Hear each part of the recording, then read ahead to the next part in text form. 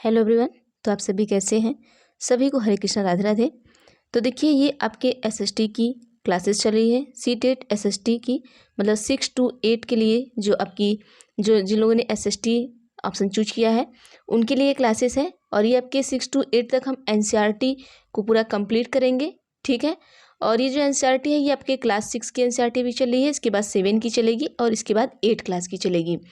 तो क्लास 6 में आपके लगभग 12 चैप्टर हैं। तो आज हम दूसरे चैप्टर को पढ़ेंगे और इन चीज़ों को हम बस फटाफट से पढ़ेंगे। जहाँ इंपॉर्टेंट पॉइंट है बस वो अपने पॉइंट में नोट कर लीजिएगा और एक बार सरसरी निगाह से आप पढ़ लेंगे तो आपको एग्जाम में याद रहेगा कि चीज़ें क्या हैं और यहीं से चीज़ें आपको पूछी जाती हैं। तो आइए चलिए हम देखते हैं, पढ़ते हैं। सबसे पहले हमारा पहला चैप्टर क्या है, पहला चैप्टर हमने पढ़ा दिया है। दूसरा चैप्टर क्या है, इसका नाम क्या है, देखिए, आखेट खाद्य संग्रह से भोजन उत्पादन तक। देखिए यहाँ पर एक लड़का तुषार है और ये क्या करते हैं, रेल की यात्रा करते हैं। अब रेल में ये जाते हैं, तुषार की हम कहानी बता देते हैं। ये तुषार अपने रिश्तेदार की शादी में दिल्ली से कहाँ जाते हैं, चेन्नई जा रहे थे और रेल में खिड़की वाली सीट मिल गई इन्हें, ठीक है।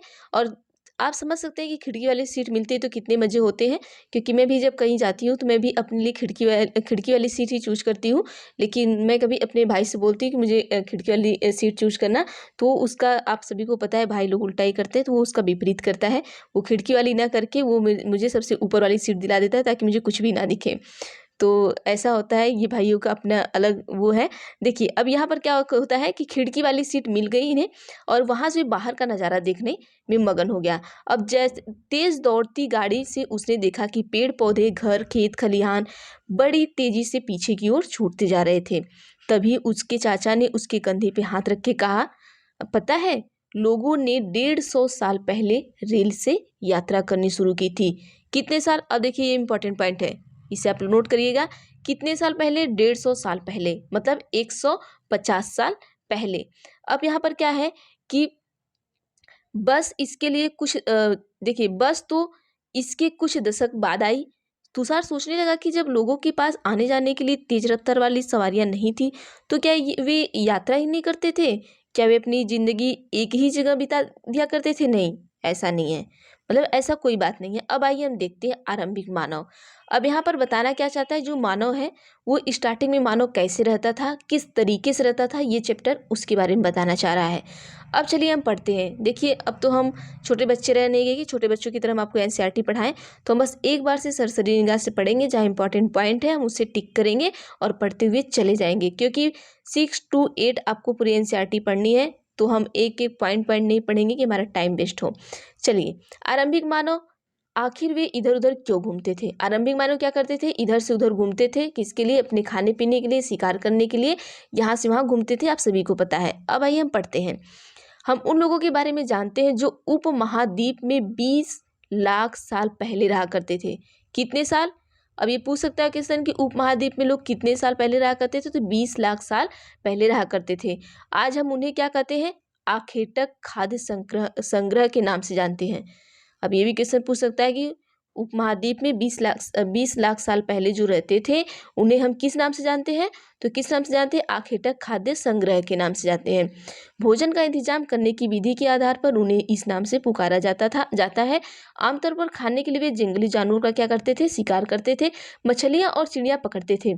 फल, मूल, दाने, पौधे, पत्तियां, अंडे इकट्ठा किया करते थे। आखेटक खाद्य संग्रह समुदाय के लोग एक जगह से दूसरी जगह घूमते रहते थे। ऐसा करने के कई कारण थे इनके, ठीक है। अब इसका हम बहुत सारे कारण देखेंगे, क्या क्या कारण थे कि जो आखेटक लोग इधर से उधर घूमते थे। तो पहला कारण क्या था कि यह अगर किसी एक जगह पर, ठीक है, अगर यह पहला कारण इनका यह है कि अगर ये एक जगह से ज़्यादा दिनों तक रहते हैं तो पास के पौधे, फलों, जानवरों को खाकर समाप्त कर देते, इसलिए वे भोजन की तलाश में उन्हें दूसरी जगहों पर जाना पड़ता था।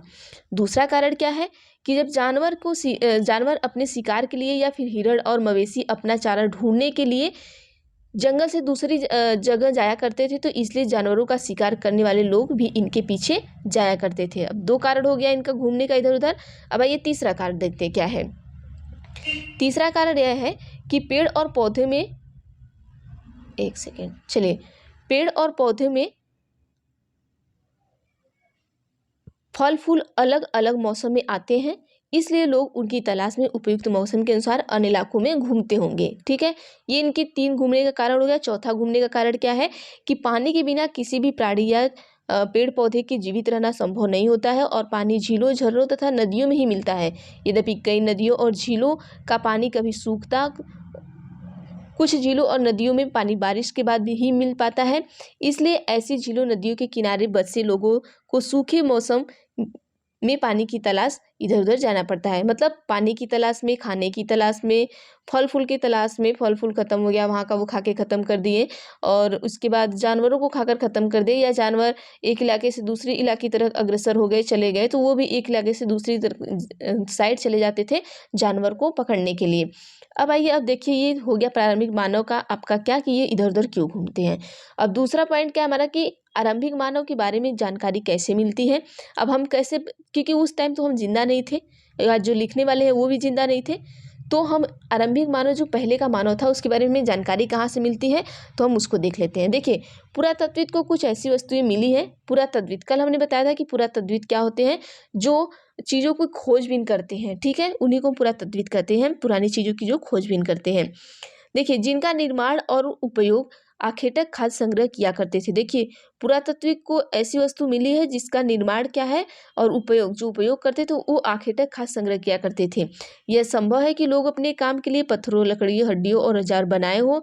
इसने इनमें से पत्थरों के औजार आज भी बचे हैं। मतलब वो लोग जो अपना औजार बनाए थे, जो कुछ भी बचाए थे, आज भी बचे हुए हैं। इनमें से कुछ औजार का उपयोग फल फूल काटने, हड्डियों, मांस काटने तथा पेड़ों की छाल और जानवरों की खाल उतारने के लिए किया जाता था, आप सभी को पता है। कुछ के साथ हड्डियों, लकड़ियों के मुट्ठे लगाकर भाले, बाड़ जैसे हथियार बनाए जाते थे। और देखिए, उसमें मुट्ठे भी लगाए जाते थे, और कुछ औजारों से लकड़ियाँ काटी जाती थी। लकड़ियों का उपयोग ईंधन के साथ झोपड़ियों और औजार बनाने के लिए भी किया जाता था। लकड़ी का प्रयोग किसके किसके लिए करते थे वो लोग? झोपड़ी बनाने के लिए और औजार बनाने के लिए करते थे। अब आइए हम यहाँ पर देखते हैं कि पत्थर के औजार। देखिए, पत्थर के औजार का उपयोग, देखिए अब यहाँ पे दो तरीके, पत्थर का जो औजार था वहाँ पे एक बायां हिस्सा और एक दायां हिस्सा। तो बायां हिस्से का प्रयोग कैसे करते थे कि इंसान खाने योग्य जड़ों को खोदने के लिए किया जाता था। किसका? बाएं हिस्से का। और दाएं हिस्से का किस लिए करते थे? जानवरों की खाल से बने वस्त्र को सीलने के लिए किया जाता था। देखिए, अब इसी में एक तरफ बायां और एक तरफ दायां बना दीजिए, तो एक साइड में क्या किया जाता था? जड़ों को खोदने के लिए, और दूसरे साइड में क्या किया जाता था? वस्त्र को सिलने के लिए किया जाता था। अब आइए, जो वस्त्र कौन से थे उस टाइम? जानवरों के खाल थे। ये हमारे उस टाइम उन लोगों के क्या थे? वस्त्र थे। अब चलिए हम देखते हैं रहने की जगह निर्धारित करना। अब इसमें क्या है? मानचित्र 2 को देखिए। देखिए, हमारा मानचित्र 2 है, अभी हम दिखाएंगे इसको आपको। देखिए, लाल त्रिकोण वाले स्थान वे पूरा स्थल है जहाँ पर, अब ये देखिए आप पॉइंट कर लीजिएगा, लाल त्रिकोण। लाल त्रिकोण वाले स्थान वे स्थान है जहां पर आखेटक खाद्य संग्रह के होने के प्रमाण मिले हैं। पूछ सकता है कि खाद्य आखेटक के होने के प्रमाण कहाँ से मिले, तो लाल त्रिकोण से मिले आपको।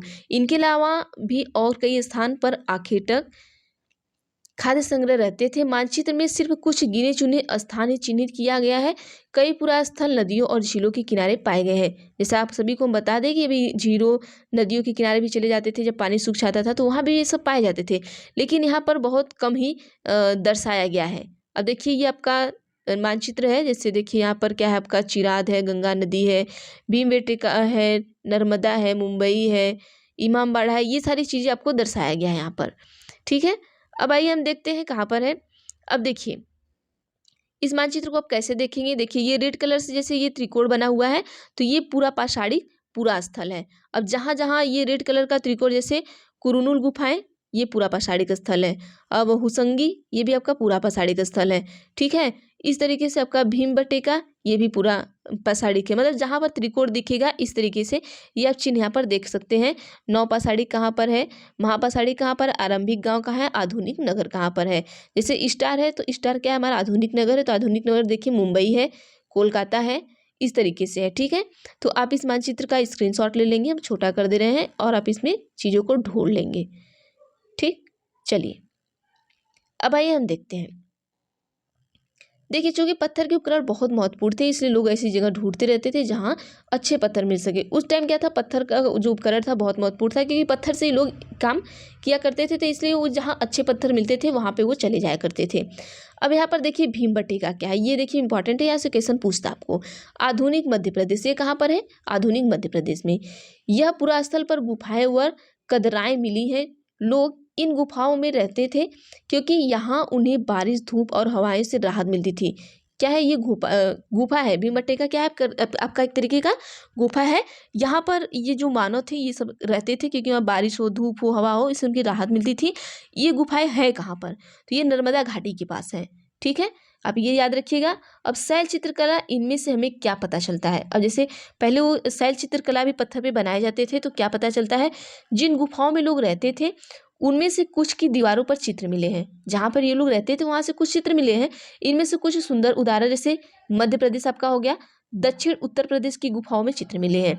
ठीक है, इनमें जंगली जानवरों की बड़ी कुशलता से सजीव चित्रण भी किया गया है। जंगली जानवर वो जो देखते थे उस तरीके से अपना, जिस तरीके से शिकार करते थे, उन्हें जो भी आता था उस तरीके से उन्होंने अपनी गुफाओं पे चित्रण भी किया है। ठीक है, देख लीजिए, ये एक तरीके का आपका क्या है, ये चित्र है। अब आइए हम पूरा स्थल के बारे में पढ़ लेते हैं। पूरा स्थल क्या है आपका? देखिए पूरा स्थल, देखिए पूरा स्थल उस स्थान को हम कहते हैं जहाँ पर औजार, बर्तन, इमारतें जैसी वस्तुओं के अवशेष मिलते हैं। ऐसी वस्तुओं का निर्माण लोगों ने अपने काम के लिए किया था और बाद में उन्हें वहीं छोड़ दिए गए। वे जमीन के ऊपर अंदर के लिए क्या, एक सेकेंड मैं बड़ा कर देती हूँ ताकि आपको सही क्लियर दिखे। चलिए देखिए, यहाँ पर क्या है कि बाद में वे उन्हें छोड़ गए। ठीक है, ऐसी वस्तुओं का निर्माण लोगों ने अपने काम के लिए किया। पूरा स्थल पे क्या क्या, औजार, बर्तन, ये सारी चीज़ें क्या उन्हें मिली और उसका उपयोग अपने किसके लिए किया? अपने काम के लिए किया और बाद में वहीं पर छोड़ गए। और ये जमीन के ऊपर, अंदर, कभी कभी समुद्र, नदी तल में भी पाए जाते हैं। इन पुरा स्थलों के बारे में आपका अगले अध्याय में बताया जाएगा। ठीक है, अगले अध्याय पढ़ेंगे तो पुरा स्थल के बारे में डिटेल पढ़ेंगे। आप सभी को पता है कि अगर अभी हम जैसे हम ही मानव हैं, हम रह रहे हैं, तो यहाँ पे अपनी चीज़ें जो यूज कर रहे हैं, तो अगर कभी ऐसा अकाल आया, कभी सारा पृथ्वी नष्ट हो गया, तो ये चीज़ें यहीं पे छूटी रह जाएंगी। और उसके बाद अगर जो इसके बाद जो मानव आएंगे वो अगर ढूंढते हैं हमें, तो वो अलग अलग चीज़ें पाएंगे। तो इसी तरीके से हम भी ढूंढते हैं तो हम भी पाते हैं। अब देखिए आग की खोज कैसे हुई थी, ये बहुत इंपॉर्टेंट है। अब देखिए यहाँ पर हमने आपको मानचित्र 2 में दिखाया था कुरनूल गुफा, आपको दिखाया था कि जैसे ये पूरा तत्विक है, ये सब ऐसे इस तरीके से मानचित्र। तो आप वहाँ से शॉर्ट स्क्रीन लेकर आप इन्हें देखिएगा। देखिए जो कुरनूल गुफा है आपका, ये यहाँ से क्या मिला हमें? राख के अवशेष मिले हैं। याद रखिएगा, पूछ सकता है कि राख के अवशेष कहाँ से मिले हैं, तो कहाँ से मिले हैं? कुरनूल गुफा से मिला है। इसका मतलब यह है कि आरंभिक लोग आग जलाना सीख गए थे। भाई आग मिला, मतलब जब हमें राख मिली है तो आग जला होगा तभी ना, वही जलाते होंगे तभी तो हमें मिली। आग का इस्तेमाल कई कार्यों के लिए किया गया होगा, जैसे कि प्रकाश के लिए, मांस भूनने के लिए, खतरनाक जानवरों को दूर भगाने के लिए, ये हो सकता है। ठीक है, नाम और तिथियाँ चलिए हम देख लेते हैं, एक बार हम इन्हें पढ़ लेते हैं। देखिए ये इंपॉर्टेंट है तो इसे ध्यान से पढ़िएगा आप सभी। हम जिस काल के बारे में पढ़ रहे हैं, ठीक है, जिस काल के बारे में भी हम पढ़ रहे हैं, पुरातत्व ने उन्हें बड़े बड़े नाम रखे हैं। आरंभिक काल को वे पूरा पाषाण काल कहते हैं। क्वेश्चन पूछता है देखिए यहाँ पर कि आरंभिक काल को हम क्या कहते हैं, तो क्या कहते हैं? पूरा पाषाण काल कहते हैं। यह दो शब्द पूरा यानी प्राचीन, पूरा का मतलब प्राचीन, और पाषाण यानी पत्थर से बना है। ये कितने नाम से बना है? 2 नाम से बना है। यह नाम पूरा स्थलों से प्राप्त पत्थर के औजारों के महत्व को बताता है। पूरा पाषाण काल 20 लाख साल पहले से 12,000 साल पहले के दौरान माना जाता है। ठीक है, यहाँ से देखिए क्वेश्चन आएगा, आप यहाँ से ये सारा पॉइंट इंपॉर्टेंट है, इसे आप नोट करिएगा। इस काल को भी 3 भागों में विभाजित किया गया है। किसको? आपके पूरा पाषाण काल को कितने भाग में विभाजित किया गया है? 3 भाग में। ठीक है, पहला आरंभिक, दूसरा मध्य, तीसरा उत्तर पूरा पाषाण काल युग। ठीक है, मानव इतिहास के लगभग 99% कहानी इसी काल के दौरान घटित हुई। जो हमारा मानव इतिहास है, जो 99% कहानी आपकी वो पूरा पाषाण में ही आपकी क्या हुई है? घटित हुई है। ठीक है, जिस काल में हमें पर्यावरणीय बदलाव मिलते हैं उसे मेसोलिथ, ये भी इंपॉर्टेंट है। अगर पर्यावरणीय बदलाव मिलता है तो हम उस काल को क्या कहेंगे? मेसोलिथ कहेंगे, यानी मध्य पाषाण काल कहेंगे या मध्य पाषाण युग कहते हैं। इसका समय लगभग कितना है? 12,000 साल पहले से लेकर 10,000 साल पहले तक माना गया है। इस काल के पाषाण औजार आमतौर पर बहुत छोटे होते थे, उन्हें माइक्रोलिथ, ये इंपॉर्टेंट है। देखिए पूछ सकता है कि किस पाषाण युग में जो आपके हथियार होते थे वो छोटे होते थे, तो किसमें, मध्य पाषाण में। और पूछ सकता है इन्हें क्या कहते थे, तो माइक्रोलिथ कहते थे, यानी लघु पाषाण। इसे लघु पाषाण के नाम से भी जाना जाता है। देखिए एक एक पॉइंट इसका इंपॉर्टेंट है, आप लिखिएगा, ठीक है। इस काल के पाषाण औजार आमतौर पर कि मुट्ठे लगे हंसिए और औजार मिलते थे। यहाँ पर क्या है, देखिए सॉरी यहाँ से हमने पढ़ लिया, यहाँ पर देखिए, प्रायः इन औजारों में हड्डियों या लकड़ियों के मुट्ठे लगे हंसिया और जैसे औजार मिलते थे। देखिए इसमें इस पाषाण में, इस काल में क्या होता था कि औजार में हड्डी लकड़ी के मुट्ठे भी लगे होते थे, ठीक है। और साथ में पूरा पाषाण युग वाले औजार भी इस दौरान बनाए जाते रहे। और जो इसके पहले पूरा पाषाण जो यूज हुआ था उसके भी क्या होते थे, उसके भी औजार बनाए जाते थे यहाँ पर। अब आइए देखते हैं अगले युग की शुरुआत लगभग कब होती है, हमारा 10,000 साल पहले से होती है। इसे नवपाषाण युग कहते हैं। इसे क्या कहते हैं, नवपाषाण युग कहते हैं। नवपाषाण युग का मतलब क्या होता है भाई, हम देखते हैं। इसमें कुछ स्थानों के नाम दिए हैं अगले अध्याय में, इन्हें तुम्हें ऐसे अनेक नाम मिलेंगे। अक्सर हम पुराने स्थानों के लिए उनके नामों का प्रयोग करते हैं। आज प्रचलित है क्योंकि हमें ज्ञात नहीं है कि उस काल में इसके क्या नाम रहे होंगे, ठीक है। अब आइए देखते हैं बदलती जलवायु। अब चलिए बदलती जलवायु के बारे में हम देख लेते हैं यहाँ पर क्या होता है।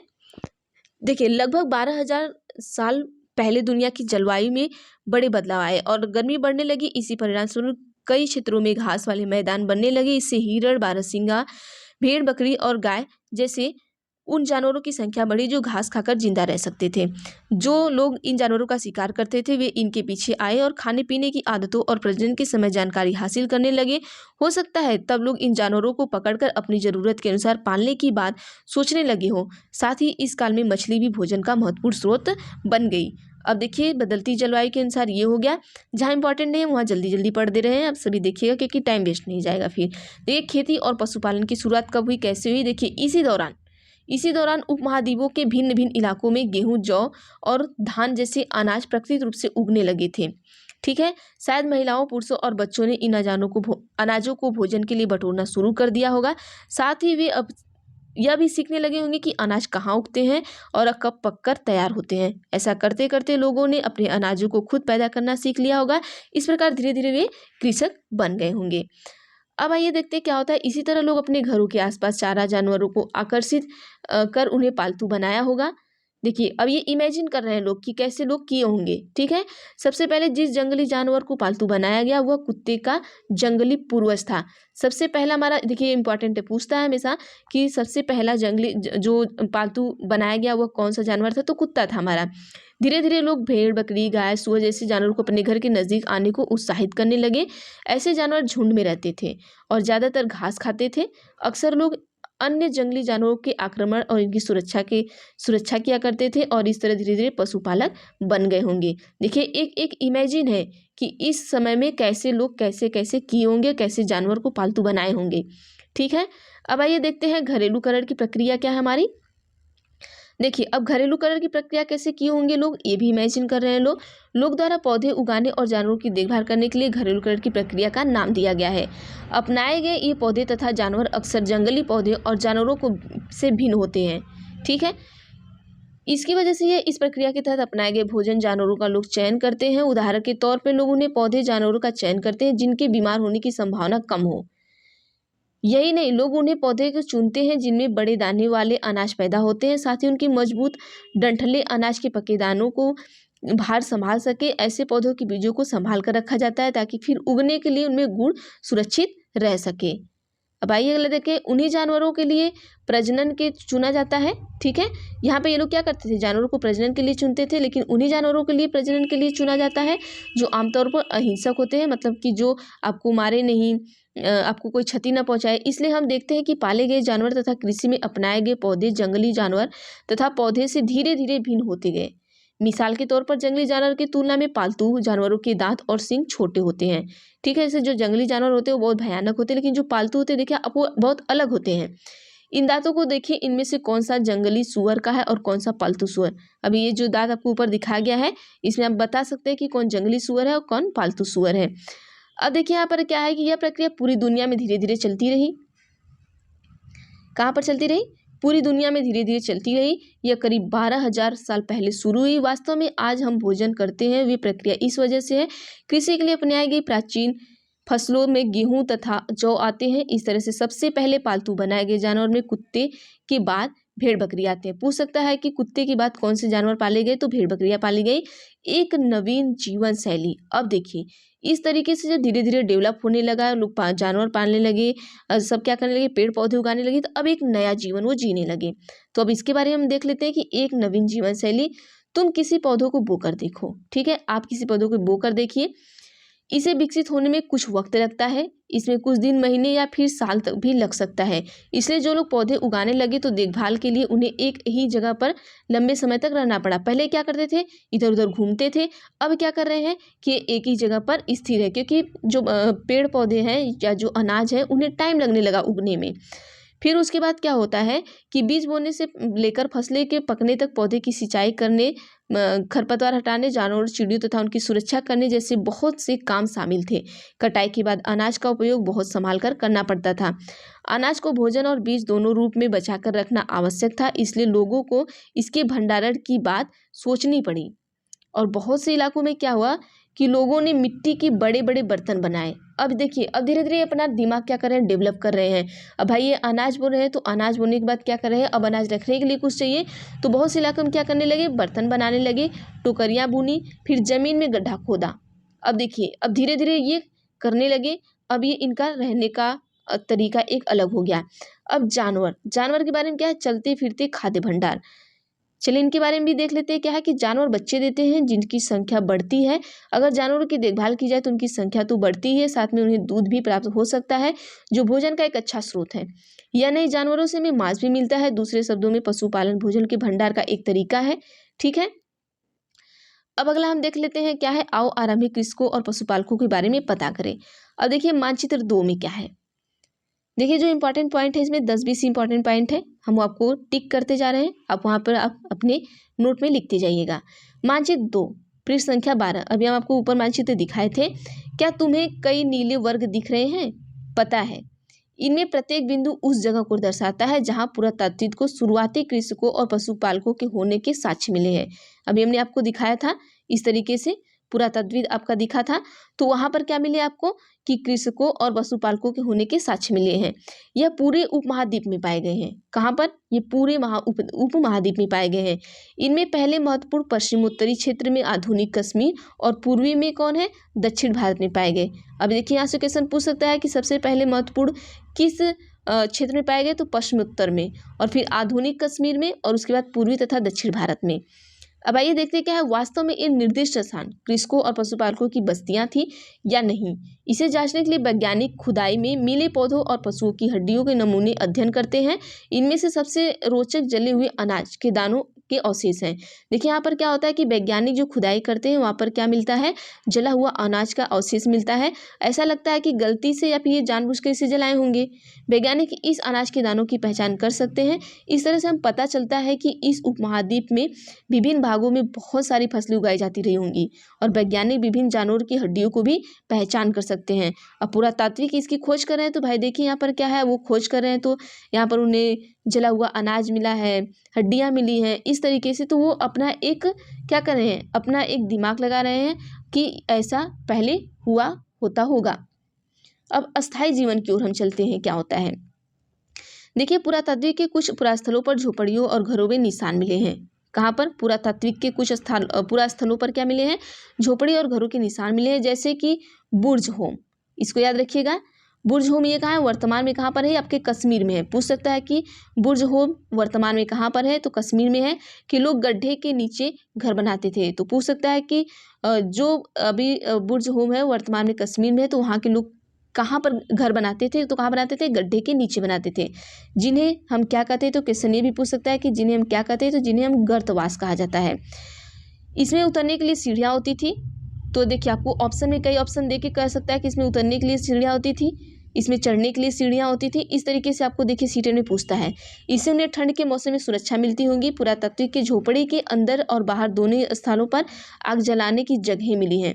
तो पूछ सकता है कि क्या पुरातात्विक के दोनों स्थानों पर बाहर और अंदर क्या आग जलाने के स्थान मिले कि नहीं मिले हैं, या ये पूछ सकता है कि क्या सिर्फ बाहर वो स्थान मिले हैं या सिर्फ अंदर मिले हैं। तो यहाँ से देखिए इंपॉर्टेंट पॉइंट है ये। ऐसा लगता है कि लोग मौसम के अनुसार घर के अंदर या बाहर खाना पकाते होंगे। तो ये अपना विचार व्यक्त करते हैं कि हो सकता है कि ये मौसम के अनुसार, जैसे बारिश हो रहा है तो अंदर खाना पकाएं, हवा चली तो अंदर खाना पकाएं, जैसे अभी हम लोग काम करते हैं उस तरीके से ये लोग भी किया करते होंगे। बहुत सारी जगहों से पत्थर और औजार भी मिले हैं। इनमें से कई ऐसे जो पूरा पाषाण युगीन उपकरणों से भिन्न है, इसलिए इन्हें नवपाषाण युग का माना गया। देखिए, जो पूरा पाषाण युग से अलग है उन्हें क्या माना गया? नवपाषाण माना गया। आप देख सकते हैं। अब यहाँ पर देखिए क्या है, इनमें वे औजार भी है जिनकी धार को और अधिक पैना करने के लिए उन पर पालिश चढ़ाई जाती थी। सोचिए वो लोग कितने तेज थे उस टाइम कि उस टाइम भी पालिश चढ़ाई जाती थी। ओखली और मूसल का प्रयोग अनाज और वनस्पतियों से प्राप्त अन्य चीजों को पीसने के लिए किया जाता था। आज हजारों साल बाद भी ओखली और मूसल का प्रयोग अनाज पीसने के लिए किया जाता है। देखिए आज भी इसी के लिए हम करते हैं। उसी तरह प्राचीन प्रस्तर युगीन औजारों का निर्माण और प्रयोग लगातार होता रहा और औजार हड्डियों से भी बनाए जाते थे। जो औजार आपके थे वो किससे बनाए जाते थे? हड्डियों से। देखिए इस तरीके के औजार हैं, इसे कुछ पीसने के लिए, काटने के लिए, सिलने के लिए इस तरीके से प्रयोग करते थे। अब देखिए नवपाषाण युग के पुरास्थलों में कई प्रकार के मिट्टी के बर्तन भी मिले हैं आपको, और कभी इन अलंकरण भी किया जाता था। अलंकरण, कभी कभी इन पर अलंकरण मतलब चित्रकारी भी लोग करते थे। बर्तनों का उपयोग चीज़ों को रखने के लिए करते थे। जैसा हम बताया कि अब वो अनाज उत्पाद करने लगे तो उत्पादन होने लगा, तो अब क्या करेंगे, बर्तन का जो प्रयोग है वो चीज़ों को रखने के लिए वो करने लगे। अब देखिए क्या होता है, फिर उसके बाद बर्तनों का प्रयोग खाना बनाने के लिए भी करने लगे। चावल, गेहूं, दलहन जैसे अनाज अब आहार महत्वपूर्ण हिस्सा बन गए थे इनके, क्योंकि ये उगाने लगे थे। अब साथ साथ जब लोगों के कपड़े बुनने लगे और इसके लिए कपास जैसे आवश्यक पौधे उगाए जा सकते थे। अब कपड़े बुनने लगे तो अब क्या होते थे कि जो कपास के पौधे थे उसको उगाए जाने सकते थे। अब क्या ये परिवर्तन हर जगह एक साथ ही आ गए होंगे? ऐसा तो नहीं है। ऐसी बात नहीं है कि हर तरफ जहाँ कई जगहों पर स्त्री पुरुष शिकार और भोजन संग्रह करने का काम करते थे, वहीं अन्य लोग हजारों सालों में दरमियान धीरे धीरे खेती पशुपालन अपना लिया। अब ये देखिए क्या है,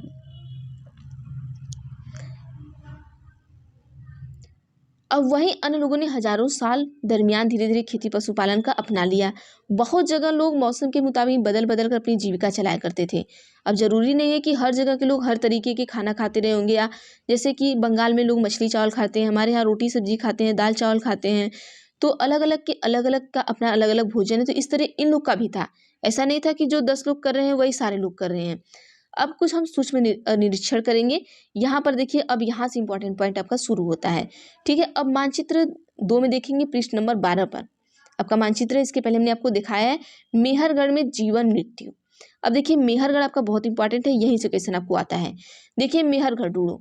अब मानचित्र 2 में मेहरगढ़ ढूंढना है। अभी हम आपको मानचित्र लास्ट में दे देंगे, अब स्क्रीनशॉट कर लीजिएगा। ठीक है, यह ईरान जाने वाली सबसे महत्वपूर्ण रास्ते बोलन दर्रे के पास एक हरा भरा समतल स्थान है। अब पूछ सकता है कि ईरान जाने वाली सबसे महत्वपूर्ण रास्ता बोलन दर्रे के पास एक हरा भरा समतल स्थान है, उसका नाम क्या है? तो क्या नाम है? मेहरगढ़ है। ठीक है, मेहरगढ़ संभवतः वह स्थान है जहां स्त्री पुरुष ने इलाके में सबसे पहले क्या किया था? जौ, गेहूं उगाना और भेड़ बकरी पालना सीखा। मेहरगढ़ ही आपका ऐसा स्थान है जहां पर सबसे पहले जौ उगाया गया, गेहूं उगाया गया और भेड़ बकरियों का क्या किया गया? पालन किया गया। अब देखिए यहाँ विभिन्न प्रकार के जानवर की हड्डी भी मिली आपको, कहाँ से? मेहरगढ़ से। इनमें हिरण तथा सुअर जैसे जंगली जानवर तथा भेड़ और बकरियों की भी क्या मिली? आपके हड्डी मिले हैं। मेहरगढ़ इसके अलावा चौकोर और आयताकार घरों के अवशेष भी मिले हैं। पूछ सकता है कि क्या मेहरगढ़ में किस तरीके के घर मिले हैं? तो चौकोर मिले हैं और कैसा मिले हैं? आयताकार मिले हैं। अब देखिए यहाँ पर क्या होता है कि प्रत्येक घर के 4 या उससे ज्यादा कमरे हैं। अब देखिए इंटरेस्टिंग बात यह है, पहले के लोग भी ऐसे हुआ करते थे, जैसे हमारे घर में पहले मेहरगढ़ में ये मिला, हमें 4 कमरे मिले, या उस मतलब कि घर में 4 या उससे भी ज़्यादा कमरे मिले हैं, जिनमें कुछ समय तो भंडारण के काम आते होंगे। मतलब लोगों ने वहाँ पे सामान रखा, वो जिस तरीके से रखा है तो उन्होंने अपने हिसाब से लगाया कि हो सकता है कुछ भंडारण के काम आते रहे होंगे। और मृत्यु के बाद सामान्यतः मृतक के सगे संबंधी उसके प्रति सम्मान जताते हैं। ठीक है, जो मर जाता है उसको लोग सम्मान देते हैं, जिससे अभी भी दिया जाता है। यहाँ पर लोगों की आस्था है कि मृत्यु के बाद भी जीवन होता है। उनका आस्था था कि मृत्यु के बाद भी जीवन होता है, इसलिए वो क्या करते थे कि कब्र में मृतकों के साथ कुछ सामान भी रख जाते थे, जैसे खाने पीने की चीजें, जो यूज करने वाली चीजें हैं वो रख देते थे। अब देखिए मेहरगढ़ में से कुछ चीजें और है, देखिए यहाँ पर देख लेते हैं। मेहरगढ़ में ऐसी कई कब्रें मिली हैं, मतलब जब मेहरगढ़ में खुदाई हुई या जो भी हुआ तो ऐसी बहुत सी कब्रें मिली है कि एक कब्र में एक मृतक के साथ एक बकरी को भी दफनाया गया था। स्वतः इसे परलोक में मृतक के खाने के लिए रखा गया होगा। लोग एक अपना तथ्य लगाते हैं कि हो सकता है कि परलोक में जब मृतक जाए तो मृतक को खाने के लिए, जैसा कि आपको बताया गया कि कोई भी मर जाता था तो उसके कब्र में कुछ ना कुछ खाने पीने वाली चीज़ें, पहनने वाली चीज़ें, सब सारी चीज़ें दफनाई जाती थी। तो ये मेहरगढ़ में जब खुदाई हुआ तो वहाँ पे मिला कि जब जो डेड बॉडी थी या जो कब्र थी, कब्र उसको खोदा गया तो उसमें ये जो बकरी थी, बकरी को भी साथ में दफनाया गया था। ठीक है, अब आइए देखते हैं। अभी हमारा चैप्टर पूरा कंप्लीट हो गया है।